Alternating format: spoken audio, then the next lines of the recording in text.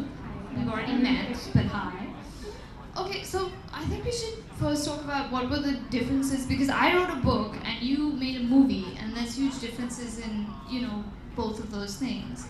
So, I mean, I guess one of the things would be that a book you write, I mean, not, of course, not alone, but you write it when you're doing the actual writing mostly by yourself. But when you're doing a movie, I mean, you have to wake up at like 5 every day and work with a bunch of people, some who you may not be, I won't say not like, but you know what I mean. So what are the challenges when you're making a movie? I certainly don't know about the challenges. I'm merely a debutante. I really don't know what the challenges were. I was just blindly following the instructions given by our directors. So yeah, I mean, it's up to you people, writers, of course, who write the script and who brilliantly shape the script, and they are the ones who decide what we are supposed to do, and they decide our work. So I feel that whatever we do, or half of the credit really goes to them. Even in Dangal, I feel if it would not have been a brilliant script, I don't think we would have been such good actors. So I think the credit goes to the writers. So it's amazing whatever you're doing. I'm so proud of you. Thank you. True. So what kind of research did you do just to get into the role of any character? How do you? Nothing. Nothing. Nothing. It was just I was just called for an Amir Khan movie. That was it. That was my moment. Oh, it's an Amir Khan movie. Let's go. Doesn't matter what it is. So. Wow, I should try that. What am I doing? No, I'm doing everything wrong, clearly. So I mean, of course, you just kind of answered my question, but what kind of inspires you to make great art, as opposed to just Snapchatting all day? Agni, I'm looking at you. I'm also on Snapchat. Thanks. What is the question? The question is what Snapchat inspires distracted me. what inspires you to go beyond the Snapchat story? Nothing really inspires me. I mean, I really want to get out of social media, but I don't know. Nothing really inspires me. I'm so boring in life. Nothing inspires me at all. Nothing inspires me. What inspires you? Oh, okay. I was not expecting that question. That's deep. Now you know. Now, yeah. Give me a minute. I'm working on it. I guess just the fact that when you write a story worth telling, it becomes something that people can actually read and enjoy, and it could possibly become part of their lives in a way that you would never even have guessed. So I guess when the story becomes a story worth telling, that's when you know that you should write it. I guess that's what that's. Why Kashmir? Why did you choose Kashmir for your novel? Well, okay, this is gonna sound ridiculous, especially because you grew up there. But it was actually originally based in London, because the house that inspired it was in London. But I don't really like London that much, so I couldn't write about it with any passion or vibrance. So then Mom was the one who said, maybe you should just set it in India. But I was like, okay, but I need snow to be around the house at least one season of the year, because that's the kind of house that it is. And then she said, okay, set it in Kashmir. And I was like, that's not a bad idea. You've been to Kashmir, of course. Yeah, of course. We used to go once every year because Dad grew up there. But I don't doubt that it's very different for you having grown up in Kashmir than it is for me having grown up in Mumbai. Like, one of the things I think would definitely be different is that the reason there are such vivid descriptions in the book is because living in Kashmir, you're just surrounded by such beauty that I don't know if because whenever I see anything that's mildly beautiful, naturally I'm like, oh my god. But you must just be like, yeah, No, not. I really miss it now. Miss it now, right? I certainly miss it. I would like to raise a bit of awareness about the difficulties that come with having short hair, because it's not easy. And what did you say? You were on the set one day, right? You told me. I was on the set one day, and this is when we actually started shooting after my hair was cut. And I was very excited. Oh wow, I'm in a movie. Why don't people come up to me and click pictures with me? So this first experience of my first picture, where this little kid comes to me and he's like, "ये तो Aamir Khan film में है ना? ए भैया मेरे साथ एक photo खिंचाओ ना." I was like,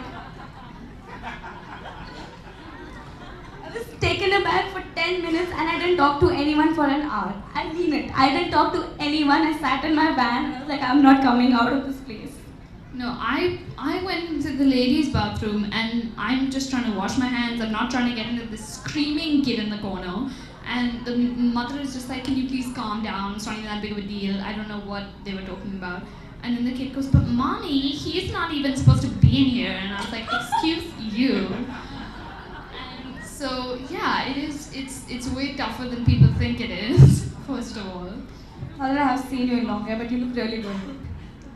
No, let me What does that even mean? Come on, I can ask myself a question. Let me just think of a normal question that somebody would want to. So, how long in total did it take you to make the film versus did it take me to write the book? Because mine took like 1.5 to 2 years. So, how long?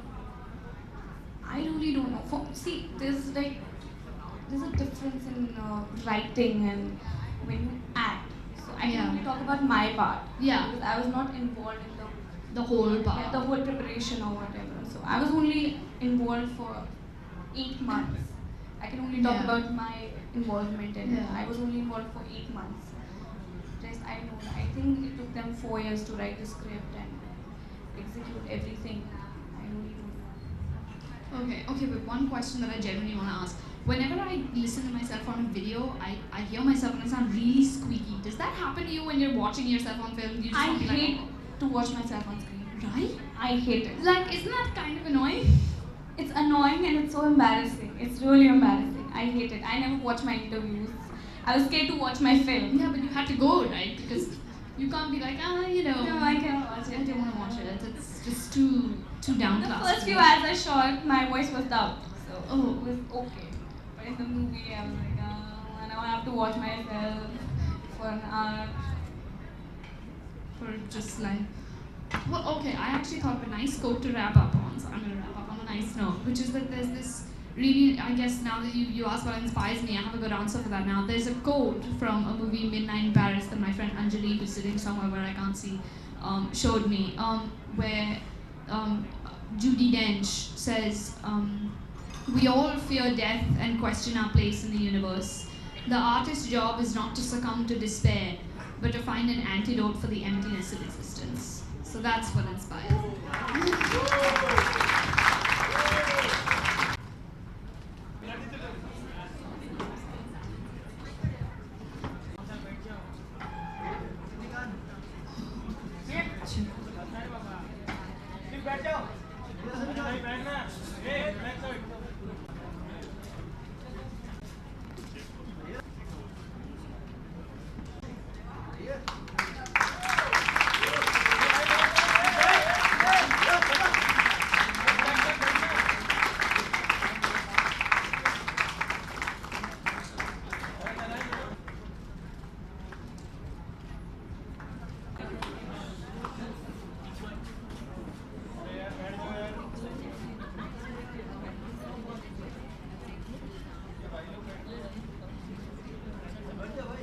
There are a lot of stories like that. Not that I've read anyway, especially because it's not really a story about, all the political trauma in Kashmir. It's just a story that's set in Kashmir. So yeah, I guess that's it. Inspiration की बात बहुत ज़्यादा हुई है अगर आप हिंदी में बता पाएं तो एक्चुअली इस बुक की इंस्पिरेशन कहाँ से आई दोस्त से actually. Shreya, my friend, because she spoke about her London में that came from a fairy tale and was just so beautiful, and so it's kind of one thing led to another, as they say, and the idea kind of grew over a while and shifted to Kashmir and became magic, and so yeah, I guess but that was the first inspiration, was that house in London. Kashmir में आपने बताया कि आपने visit किया है आपका personal experience कैसा रहा Yeah, very nice. Everyone's very sweet, very caring and hospitable, which, kind of makes it even sadder that, it's a place that's perceived as so violent. So we visit Kashmir once every year, we try, because Dad grew up there, so. That की कोई story बताएंगे जो आपने आपसे share की हो कश्मीर की जो आपको सच में आपको लगा कि इस बुक का भी हिस्सा होना चाहिए Well, Dad told me a story about when he was younger, the heat, they would have to run out and get firewood, and they would have to come in quickly because then your cheeks get pink with the cold, and then you have to run back in, and and then you put the wood inside the heater and you heat khana on top of the heater and then you eat dinner. So that I thought had to go in the book because that was just such a lovely idea of a way to spend a winter that you can never get in Mumbai, for example. Thank you. What kind of films? Well, okay, honestly, I wouldn't be being honest if I said that I didn't watch more English films than Hindi films.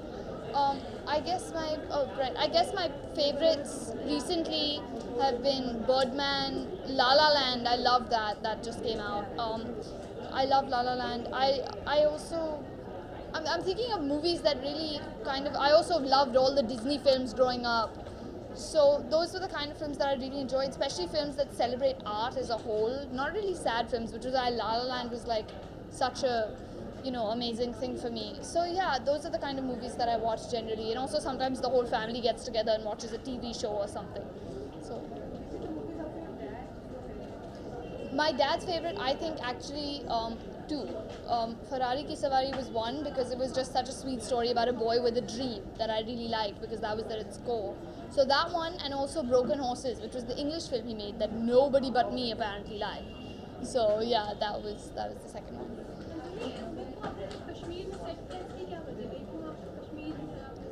Well, Dad did grow up in Kashmir, and we have visited Kashmir once a year. And it's also a place that I think it became a story worth telling, as I said, when you set it in Kashmir, because then it actually has something to show to people, which is that it's not just violence, and it's not just politics, and it's also just a beautiful place where you could find magic.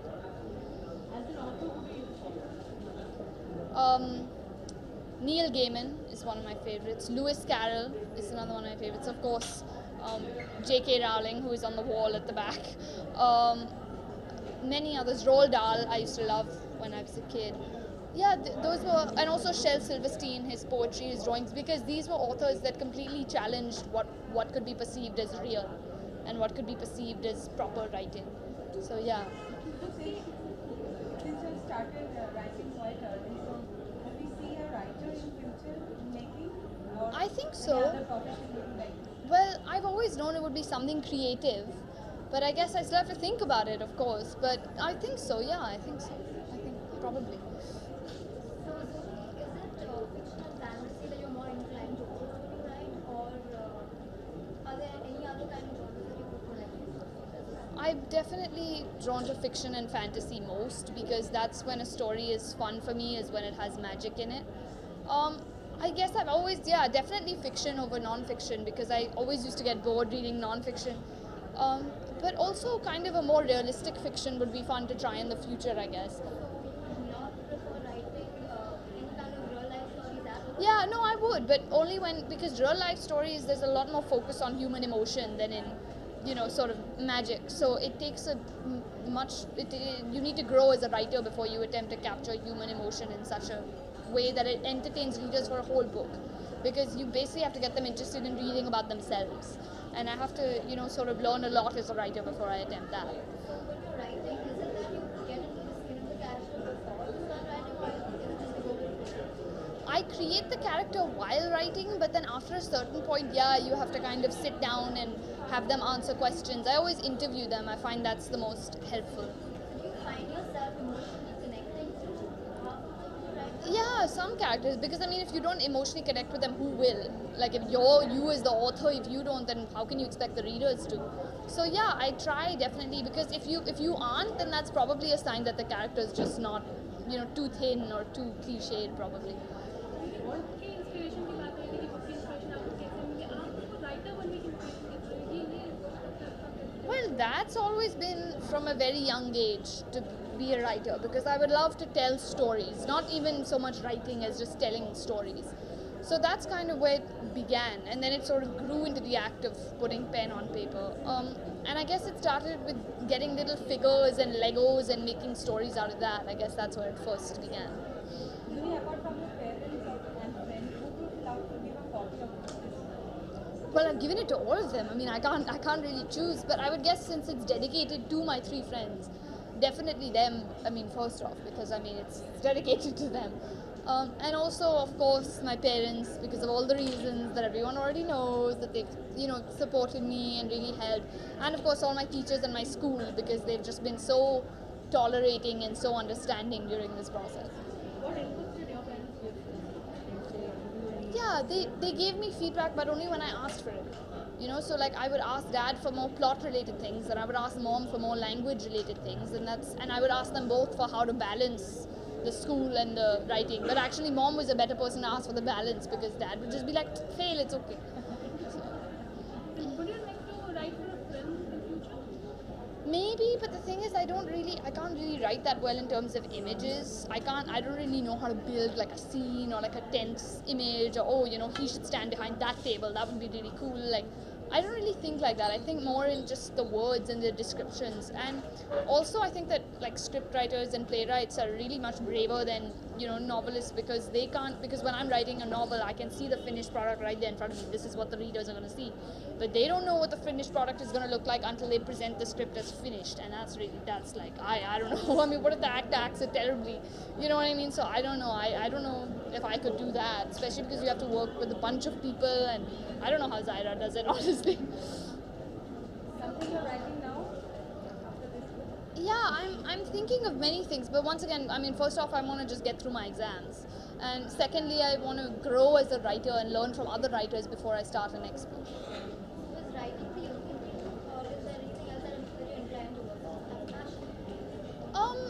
There are, various things. I get interested in, like, for example, history, French, subjects like that, languages, and also because history is like a huge story, you know what I mean? And so things that are kind of related but not quite. Also, weirdly, physics. I don't know if that's normal.